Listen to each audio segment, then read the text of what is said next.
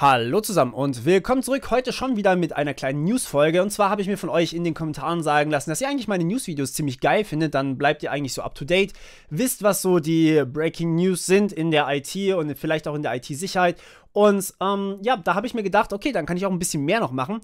Und zwar heute haben wir die Nachricht, oder habe ich die Nachricht gefunden, und dass Österreich angefangen hat, beziehungsweise zwei Internetanbieter in Österreich haben angefangen, das Internet zu zensieren. Und das sind in Namen die T-Mobile Austria und die Vodafone, also Vodafone in Österreich. Diese beiden Anbieter, wenn ihr bei denen Internet habt, dann könnt ihr folgende Webseiten seit dem 28. März nicht mehr aufrufen. Das heißt burningseries.to, .net, s.to, serienstream.be und so weiter und so fort. Ihr könnt selber lesen. Ich habe es hier mal rot markiert. Und das sind alles Streaming-Webseiten, die sowieso das Urheberrecht verletzen. Sprich, wenn ihr da drauf kommt, dann ist das für euch sowieso ein Problem. Also wenn ihr da drauf geht, dann begeht ihr eigentlich schon eine Straftat, wenn ihr euch dort irgendwie was anguckt.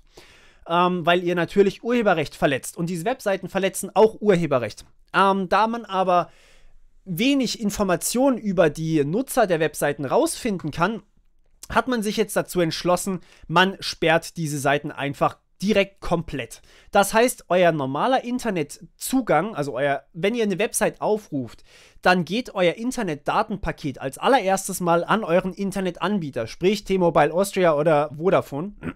Entschuldigung.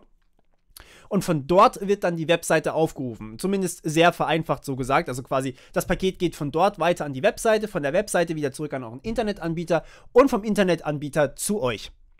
So, das wäre so das reguläre Paket, also sehr vereinfacht natürlich dargestellt. Wer mehr Infos haben möchte, Netzwerktechnik-Serie, da ist alles wirklich sehr breit getreten. Jetzt ist es allerdings so, wenn ihr auf diese Webseiten geht, dann wählt ihr natürlich bs.eu in eurem Browser an und dieses Paket geht auch wieder an euren Internetanbieter und der sagt dann, halt, stopp, diese Webseite darfst du nicht aufrufen. Einfach so, weil ich das jetzt kann. Und sagt euch, nö, Website zensiert. Das heißt, ihr habt im Endeffekt für diese Webseiten kein Internet mehr. Und das ist meiner Meinung nach eigentlich für alle Webseiten falsch, auch wenn ich kein Freund von solchen Webseiten bin. Ihr wisst, ich bin selber Content-Ersteller.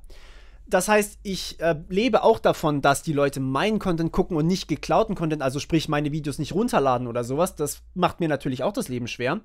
Aber ich finde es trotzdem falsch, so dagegen vorzugehen, weil es zensiert das Internet. Und Zensur im Internet ist immer schwierig zu betrachten. Denn wenn diese Infrastruktur mal steht, und das tut sie jetzt offensichtlich bei T-Mobile und Vodafone, dann kann es passieren, dass ihr danach noch deutlich mehr Probleme bekommt. Sprich, es könnten Nachrichtenwebseiten gesperrt werden, wie eben tarnkappe.info, übrigens hier auch meine Quelle oben drin wieder mal.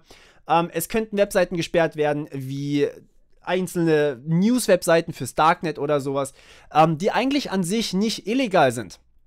Netzpolitik zum Beispiel auch, die betreiben ja auch relativ unkonventionelle Nachrichten. Und ja, das ist natürlich sehr, sehr gefährlich, denn gerade solche Webseiten, auf die verlasse ich mich zum Beispiel, um euch irgendwelche News zu geben. Und ihr verlasst euch auf mich sozusagen. Das heißt, oder auch auf diese Webseiten. Und das heißt für mich eigentlich, wenn diese Webseiten blockiert werden, habe ich nur noch diese Mainstream-Medien, also Tagesschau geht noch einigermaßen, aber dann halt Bild und Spiegel und Fokus oder sowas. Und da wird es dann schwierig, ja. Also ich vertraue Bild ungefähr so weit, wie ich gucken kann. Also quasi könnte ich auch die Recherche selber machen. Das vertraue ich Bild. Aber mehr nicht. Ja, also, nee, also schwierig, ne? Das heißt, wenn diese Infrastruktur wirklich mal ausgeweitet wird, dann könnte es halt passieren, dass ihr komplett zensiert werdet. Und deswegen will ich euch heute ganz kurz nochmal zeigen, wie ihr euch dagegen wehren könnt.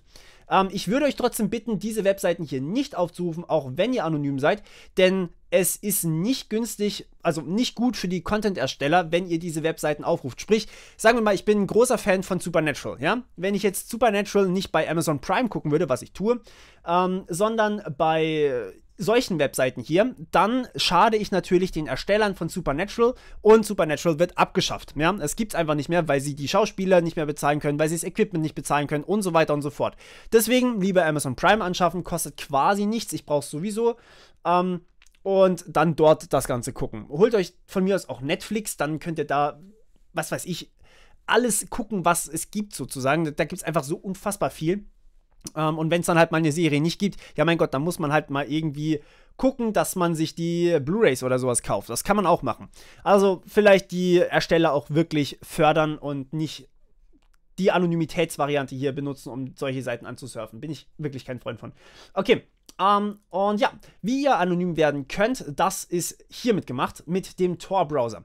Der Tor-Browser ist dazu da, eben um Zensur zu umgehen, und das ist eigentlich super simpel, das Ding zu benutzen. Ihr klickt hier auf Download Tor Browser und dann werdet ihr weitergeleitet, also die Webseite verlinke ich natürlich, dann werdet ihr weitergeleitet dorthin, wo ihr quasi hin müsst, also quasi welche Version ihr braucht. Das ist für Windows, das ist für Mac, das ist für Linux und dann gibt es sogar noch eine Android-Version.